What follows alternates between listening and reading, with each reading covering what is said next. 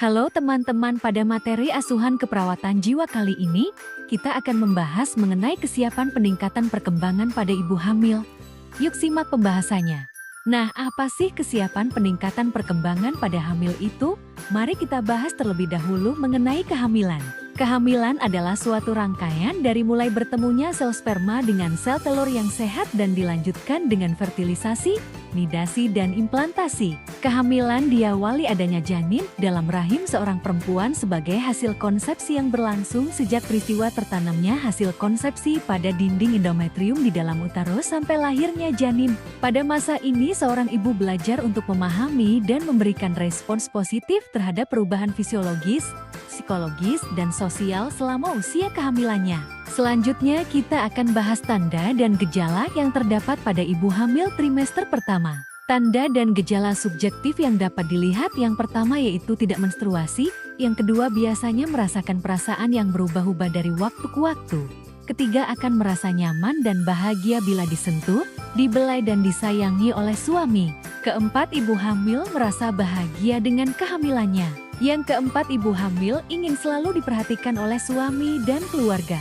Yang terakhir, ibu hamil akan mengalami respons terhadap perubahan yang terjadi, biasanya mengalami mual dan muntah di pagi hari, cepat lelah dan mengantuk, sering buang air kecil, payudara terasa penuh, tidak menyukai bau makanan tertentu. Selanjutnya, tanda dan gejala objektif yang terdapat pada ibu hamil yaitu areola mamai menghitam dan tes kehamilan positif. Oke, selanjutnya kita akan bahas tanda dan gejala yang terjadi pada trimester kedua. Tanda dan gejala subjektif yang pertama yaitu ibu hamil takut jika suami meninggalkan rumah dalam waktu relatif lama. Yang kedua, mulai merasakan gerakan janin. Yang ketiga, biasanya merasa senang dan bahagia dengan gerakan janin. Dan yang keempat, ibu hamil merasakan ada ikatan dengan janinnya. Tanda dan gejala objektif yang dapat dilihat pada trimester kedua yaitu yang pertama, perut mulai kelihatan buncit dan payudara terlihat membesar. Next, kita bahas tanda dan gejala pada trimester ketiga.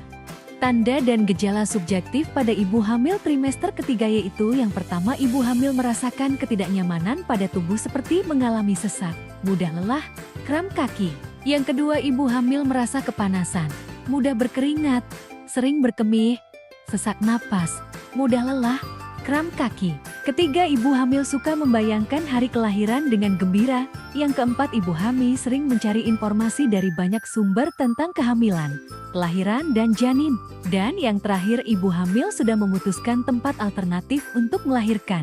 Next, ada tanda dan gejala pada ibu hamil trimester ketiga yaitu keluar cairan kuning dari puting susu dan ibu hamil sudah mempersiapkan segala kebutuhan bayi baik material maupun spiritual seperti nama terbaik, tempat melahirkan, upacara kelahiran, perlengkapan bayi dan ibu, dan lain-lain. Nah, ada juga tujuan asuhan keperawatan pada ibu hamil yaitu ada kognitif. Nah, pada tujuan kognitif ini dapat membantu ibu hamil dalam memahami perkembangan yang normal pada ibu hamil, perkembangan yang menyimpang pada ibu hamil, cara menyesuaikan diri terhadap perubahan biologis, psikologis, dan sosial selama masa kehamilan. Selanjutnya ada tujuan psikomotor. Pada tujuan psikomotor ibu hamil mampu melakukan adaptasi terhadap perubahan biologis, psikologis, dan sosial, menstimulasi pertumbuhan dan perkembangan janinnya, melakukan pemeriksaan kehamilan dan persalinan pada fasilitas pelayanan kesehatan. Yang terakhir, pada tujuan afektif ibu hamil merasa bahagia dan menerima kehamilannya. Next, ada tujuan asuhan keperawatan yang diberikan kepada keluarga. Yang pertama, pada tujuan kognitif. Pada tujuan kognitif ini, keluarga mampu mengenal perkembangan ibu hamil yang normal dan perkembangan ibu hamil yang menyimpang. Pada tujuan psikomotor, pada tujuan ini keluarga mampu memberikan dukungan pada ibu hamil. Nah, yang terakhir pada tujuan afektif ini keluarga mampu memberikan kebahagiaan dan motivasi pada ibu hamil. Oke, selanjutnya kita akan bahas mengenai tindakan keperawatan. Nah, yang pertama tindakan yang diberikan pada ibu hamil. Tindakan pertama yaitu diskusikan tentang perkembangan yang normal yang dialami selama kehamilan. Yang kedua, diskusikan tentang perkembangan yang menyimpang yang dialami selama kehamilan. Yang ketiga, diskusikan tentang perubahan biologis, psikologis, dan sosial pada kehamilan dan cara adaptasi. Yang keempat, diskusikan tentang cara mencapai pertumbuhan dan perkembangan janin yang normal dengan bonding dan attachment tercapai dari trimester 1 sampai trimester ketiga. Pada trimester pertama, usahakan menyentuh atau mengelus perut, berusaha bersikap tenang saat mengetahui kepastian kehamilan, menghindari stres, mulai mengajak janin berbicara, banyak berdoa, meditasi atau ibadah lain, berusaha memenuhi kebutuhan gizi janin, makan sedikit tapi sering, melakukan kegiatan yang menyenangkan, selalu berpikir positif, berbaik sangka terhadap segala sesuatu yang terjadi. Oke, selanjutnya pada trimester kedua yaitu mengajak janin berbicara lebih sering sambil mengelus perut ibu, kenalkan suara orang-orang di sekitar seperti ayah, kakek dan nenek secara teratur, mendengar musik yang lembut, memperdengarkan bacaan kitab suci, tetap menjaga keseimbangan emosi, tidak mudah marah atau sedih, menghindari berkata dan berbuat negatif, meyakini ada ikatan dengan janin, merespons gerakan janin dengan mengusap, menekan dan sedikit menggoyang perut. Selanjutnya pada trimester ketiga, lakukan semua tindakan yang dilakukan pada trimester pertama dan kedua dengan sering jalan pagi, senam hamil, mengenalkan lingkungan sambil mengajak janin berbicara, kenalkan janin dengan cahaya, menyanter atau mengarahkan lampu ke perut ibu, makan makanan yang bervariasi rasanya, melakukan setiap kegiatan dengan hati yang tenang, senang dan ikhlas, lebih sering melakukan latihan relaksasi, hindari rokok dan alkohol. Next, tindakan keperawatan yang diberikan kepada keluarga. Nah, tindakan keperawatan nurse pada keluarga diberikan kepada suami, pengasuh atau caregiver dari ibu hamil. Kegiatannya yaitu, yang pertama jelaskan tentang perkembangan ibu hamil yang normal, yang kedua jelaskan tentang perkembangan ibu hamil yang menyimpang. Ketiga, diskusikan tentang perubahan biologis, psikologis dan sosial ibu hamil serta cara adaptasi.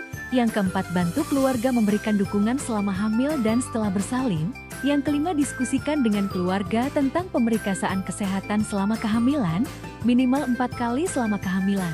Yang terakhir, diskusikan dengan keluarga tentang fasilitas pelayanan kesehatan yang dapat digunakan untuk melakukan pemeriksaan kesehatan selama kehamilan dan proses persalinan. Oke, selanjutnya tindakan keperawatan yang diberikan kepada kelompok. Nah, pada tindakan keperawatan nurse dengan memberikan edukasi kelompok ibu hamil, sedangkan pada tindakan keperawatan spesialis yaitu dengan memberikan terapi kelompok terapeutik ibu hamil.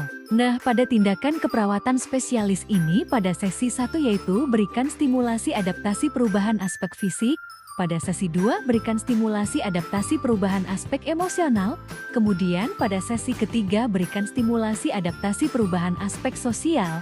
Next, pada sesi 4 berikan stimulasi pertumbuhan dan perkembangan janin, pada sesi kelima stimulasi aspek kognitif, motorik, dan psikososial janin. Yang terakhir sesi 6 berikan monitoring dan evaluasi pengalaman dan manfaat latihan. Pada penelitian terkait terapi kelompok terapeutik ibu hamil yang dilakukan oleh Susmiyatin, Liat, Hastono, dan Susanti tahun 2010 menunjukkan bahwa terapi kelompok terapeutik mampu meningkatkan kemampuan adaptasi dan stimulasi janin pada ibu hamil.